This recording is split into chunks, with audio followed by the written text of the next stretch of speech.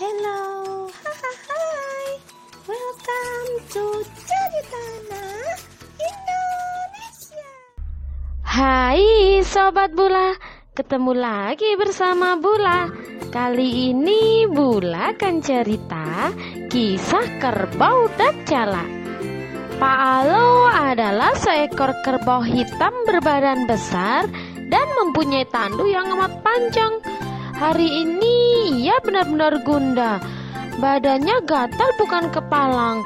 Dia sudah mencoba mengusir rasa gatal itu dengan selalu menggibaskan ekornya. Namun rasa gatal itu tak juga hilang.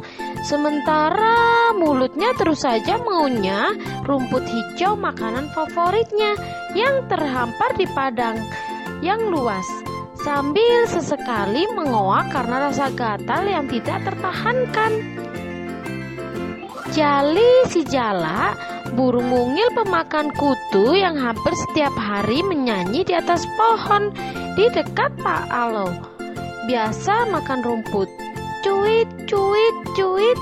Suara si Jali riang gembira. Jali biasanya melihat Pak Alo yang riang gembira, namun tidak kali ini. Pak Alo hari ini terlihat gundah. Apa yang terjadi padamu, Pak Alo? Tanya Jali. Badanku gatal sekali, jawab Pak Alo sambil mengibas-ngibaskan ekornya. Pak Alo sudah mengusir rasa gatal itu dengan mengibas-ngibaskan ekornya. Namun usahanya sia-sia. Rasa gatal itu semakin menjadi-jadi. Kamu belum mandi ya? Kata Jali. Rumahku jauh dari sungai, jadi aku jarang mandi, jawab Pak Alo sambil mengusir rasa gatal di badannya dengan mengibaskan ekornya. Pantas saja, pasti badan kamu banyak kutunya, karena kutu-kutu itu suka tinggal di tempat yang kotor, kata Jali. Pak Alo mengangguk setuju. Pak Alo meminta bantuan kepada Jali untuk menyelesaikan masalahnya. Baik kalau gitu, bersiaplah. Aku akan selesaikan masalahmu, kata Jali. Jali pun bersiap untuk terbang. Jali mulai mengambil nafas panjang, menegakkan lehernya, memandang langit. Dengan secepat kilat ia terbang tinggi, kemudian berputar-putar dan tidak berapa lama Jali menikuk tajam dari atas, terbang kencang menuju atas badan Pak Alo. Hei Jali, apa yang kamu lakukan? Kamu mau membunuhku ya? Teriak Pak Alo sambil berlari menghindari serangan Jali. Berhenti, jangan lari kamu, teriak Jali.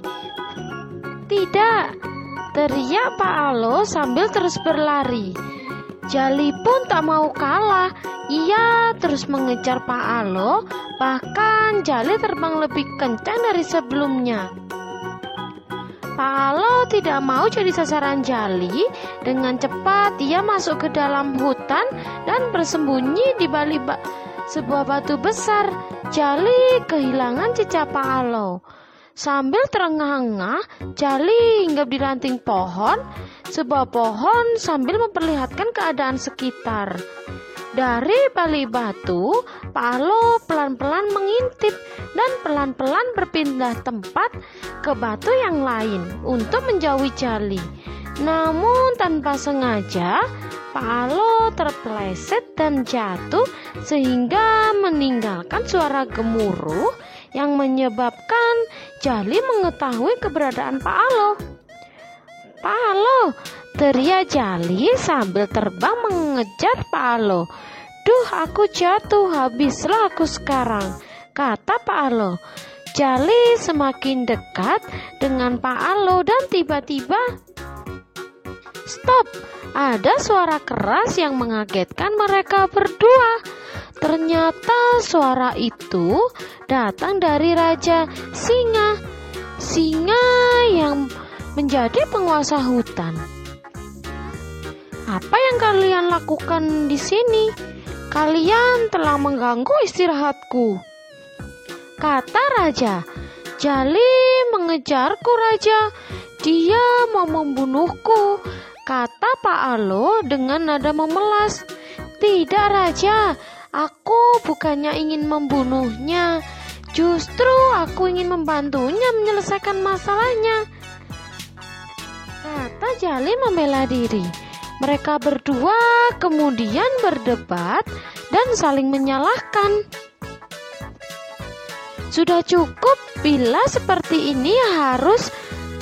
Kapan kita akan selesai? Bentak sang raja. Mendengar bentakan sang raja, akhirnya mereka diam sambil menundukkan kepala. Apa masalahmu, Alo? Tanya Raja Singa. Aku tadi sedang makan rumput di ladang. Kemudian aku merasakan tubuhku gatal semua. Kemudian datang Jali. Dia bertanya kepada aku bertingkah aneh.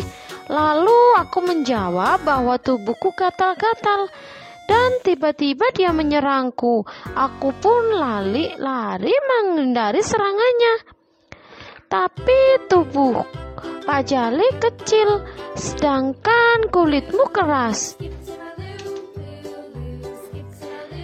Bagaimana kamu punya pikiran bahwa Pak Jali akan membunuhmu? Tanya Raja. Tapi dia menyerangku, Raja, kata Alo. Maaf Raja, aku bukannya hendak membunuhnya. Justru aku ingin membantunya. Aku melihat banyak kutu di tubuh Pak Alo, dan itu adalah makanan kesukaanku.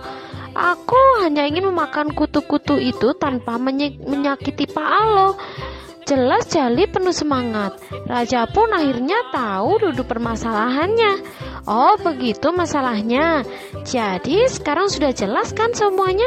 Ayo sekarang bermaafan, kata Raja. Baik Raja, mereka dua menyambut. Ayo Jali, segera naik ke punggungku, habiskan kutu-kutu yang ada di tubuhku, kata Alo sambil tersenyum. Iya Pak Alo, teriak Jali.